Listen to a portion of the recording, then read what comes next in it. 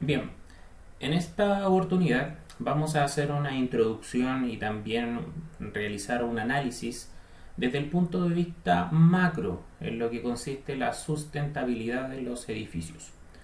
Un punto de vista bien generalizado y comenzando por definición de qué es la sostenibilidad, también por qué construir edificios verdes, los beneficios y también la diferencia entre el proceso integrado y el proceso tradicional de planificar la construcción de un nuevo edificio.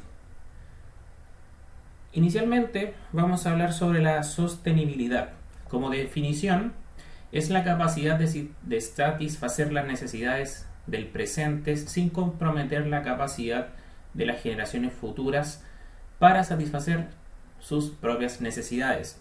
Básicamente, acá nosotros tenemos que ver cómo estamos haciendo uso del agua o uso de la energía o uso de distintos recursos naturales para también asegurar de que las próximas generaciones, hijos, nietos, las próximas generaciones, también tengan garantizado todos estos beneficios que nosotros tenemos actualmente.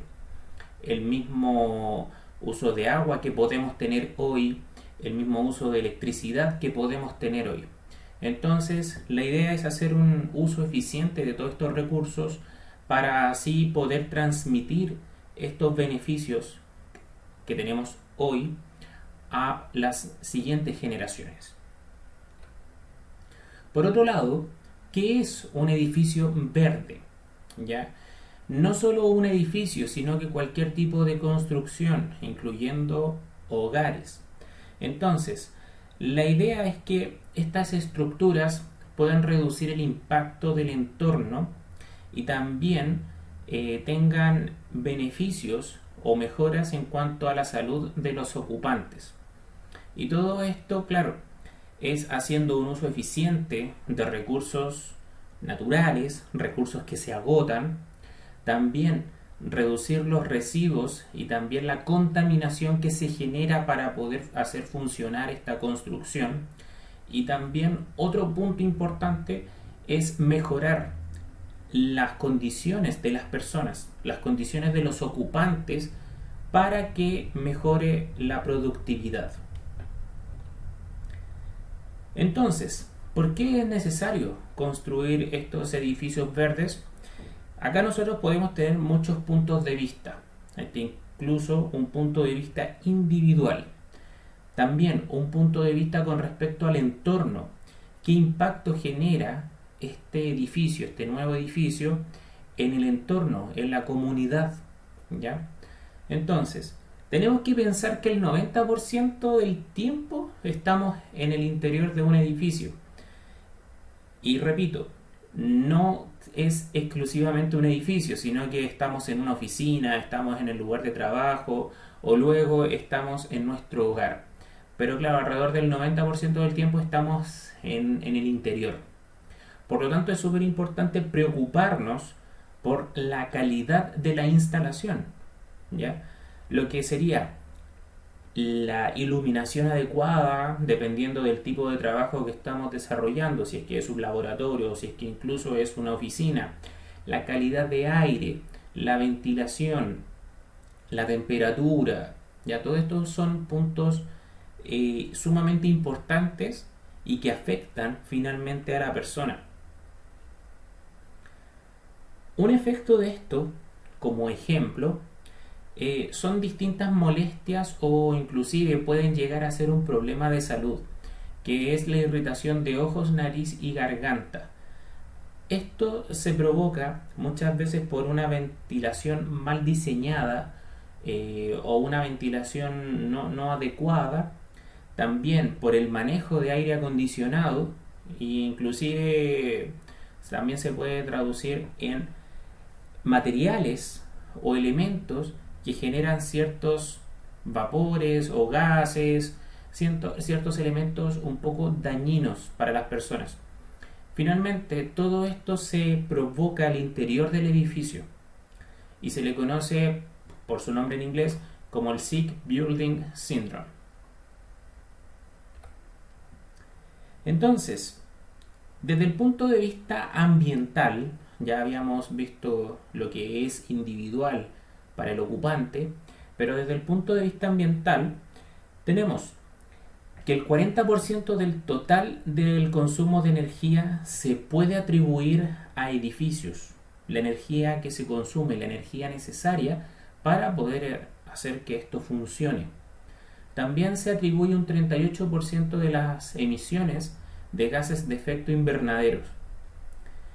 El 40% del uso de recursos materiales, uso de materia prima también para poder construir todo esto, y los residuos que se generan, alrededor de un 40%, considerando 136 millones de toneladas anualmente. Estas toneladas de residuos no es solo en el proceso de construcción, sino que también es en el proceso y en el tiempo y durante los años en donde se mantenga este edificio operativo o esta construcción operativa. ¿Ya? Y con respecto a las emisiones de gases de efecto invernadero, no significa que el edificio tenga una chimenea y que esté usando carbón para, por ejemplo, calentar el agua, sino que esto se atribuye al consumo de energía del edificio durante la operación. ¿Ya? El edificio consume electricidad. ¿Y esa electricidad cómo se genera?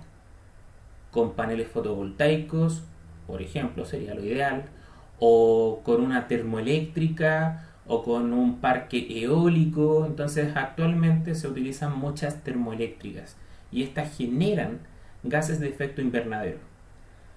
Por otro lado, también está en este 38% de las emisiones el transporte de los usuarios del edificio. Recuerden que muchas personas trabajan, me atrevería a decir que un alto porcentaje trabaja fuera de la comuna en donde vive. Por lo tanto, tiene que utilizar medios de transporte, ya sea propio o ya sea un transporte público.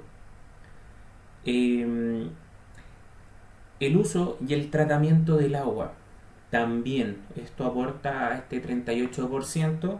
El cambio de suelo, por otro lado, y también los materiales y la construcción propia. Me atrevería a decir que alrededor del 20% de estas emisiones de gases de efecto invernadero, 20% aproximadamente, se atribuyen al transporte de los usuarios, solamente al transporte. Entonces, siguiendo este camino de por qué construir edificios verdes. Un ejemplo, y esto es con valores de Estados Unidos, ya que varios edificios tienen esta certificación o tienen esta característica. Entonces, en Estados Unidos representa un 38% los edificios, en un 38% las emisiones de gases de efecto invernadero, un 40% del uso de recursos materiales, un 14% del consumo del agua potable, el resto es del agua, el consumo de agua, el resto ya es por agrícola, ganadería o industrial, por esos motivos. Tenemos entre un 24 a un 50% de un consumo de energía, se generan un 30% de residuos y un 72% del consumo de la electricidad para que estos edificios puedan funcionar. Estos son valores tomados de ejemplos de Estados Unidos. Entonces, pasando al lado de los beneficios, ¿ya? ¿Cuál es el beneficio de poder darle esta característica a un edificio verde? Tenemos alrededor de un 26% del ahorro de energía. Tenemos un 27% en el incremento del nivel de satisfacción de los usuarios. Y esto es sumamente importante porque al implementar distintas medidas mejorando las condiciones de trabajo de las personas, esto impacta directamente en la satisfacción de esas personas. Por lo tanto, hay un aumento en la productividad. Alrededor de un 13% en ahorro de los costos de mantenimiento y tenemos un 33% en reducción de las emisiones de CO2, por ejemplo. También dentro del diseño de este edificio verde, también se considera la ubicación. Es un punto sumamente importante porque dependiendo de dónde está ubicado con respecto al lugar donde viven los ocupantes de este edificio, va a impactar en el uso del transporte. ¿Ok? Por ejemplo, un punto importante es que el lugar de trabajo, el lugar físico donde está la ubicación del edificio o del lugar de trabajo, esté a menos de 1 kilómetro de un paradero de transporte público o de una estación de metro, por ejemplo. Entonces, con esto se promueve el uso de transporte público y se deja a un lado el transporte privado.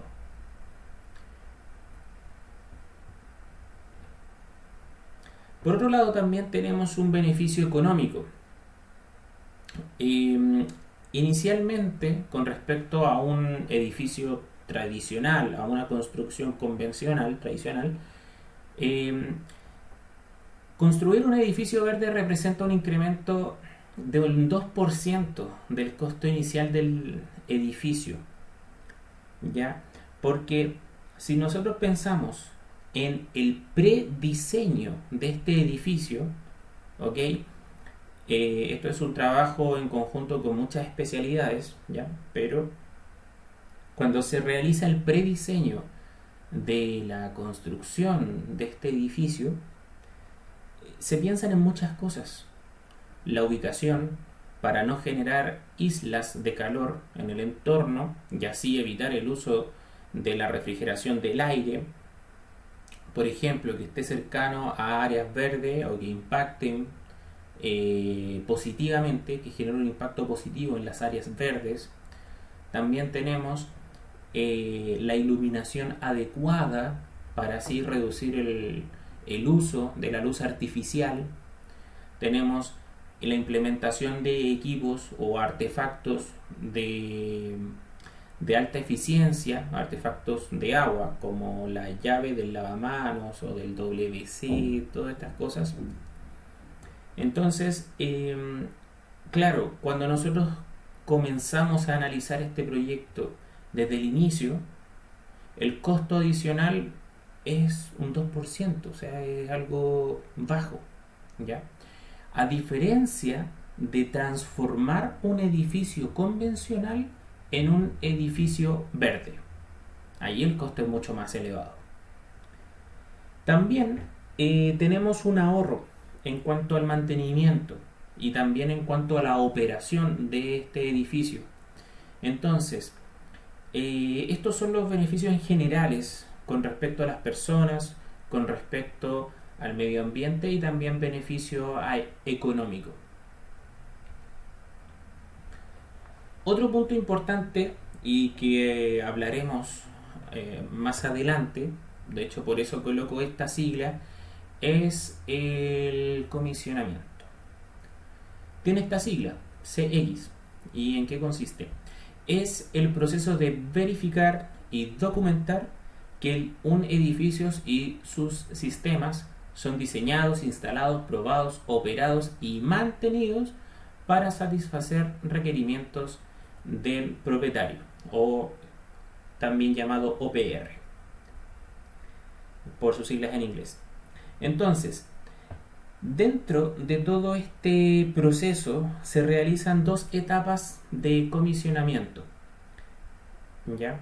Entonces, la idea es verificar, documentar todo esto documentado, pero ir verificando que se cumplan con el diseño, que se realice una prueba de calidad, un chequeo de funcionamiento, todo esto en función del requerimiento del propietario.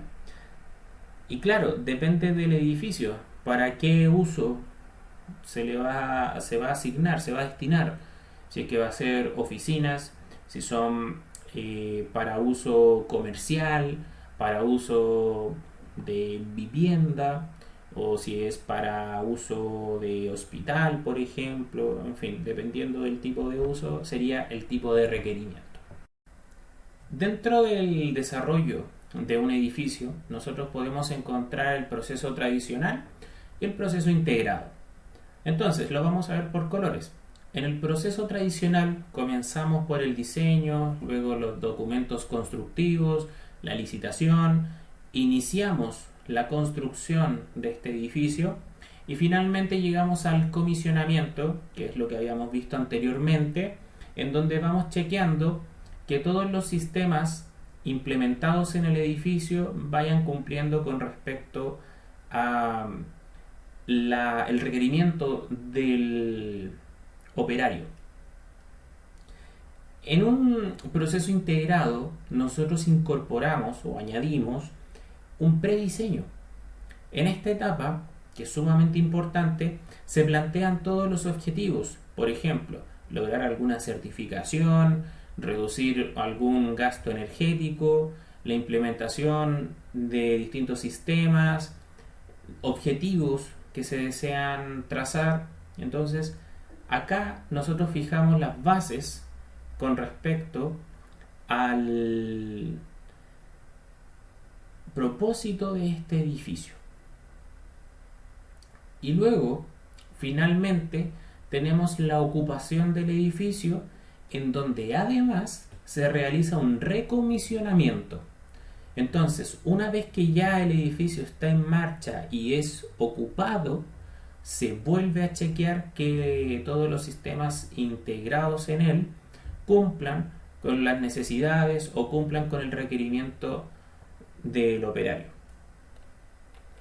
Entonces, nosotros tenemos en un proceso integrado estos tres principales beneficios. Primero es la optimización del tiempo de trabajo, ya que no se realizan, una vez finalizado este edificio, no se realizan modificaciones, no se realizan adaptaciones, no se realizan correcciones. Segundo, se reduce el costo por retrabajos. ¿Ok? Si se deseaba realizar una instalación de un sistema de iluminación tradicional, pero luego se plantea como objetivo reducir el gasto energético de electricidad, entonces se tiene que hacer un retrabajo reemplazando el sistema de iluminación actual por un sistema de iluminación de alta eficiencia. También se reducen los costos, en este segundo ítem, se reducen los costos por volver a comprar materiales. Y finalmente, en el punto número 3, tenemos una reducción en el costo de operación. Porque claro, si nosotros en la etapa de prediseño planteamos como objetivo utilizar equipos, ya sea de iluminación, de agua o inclusive dispositivos mecánicos de alta eficiencia, tenemos un menor gasto para que esto pueda operar, un menor consumo de energía, y energía como electricidad o inclusive recursos naturales.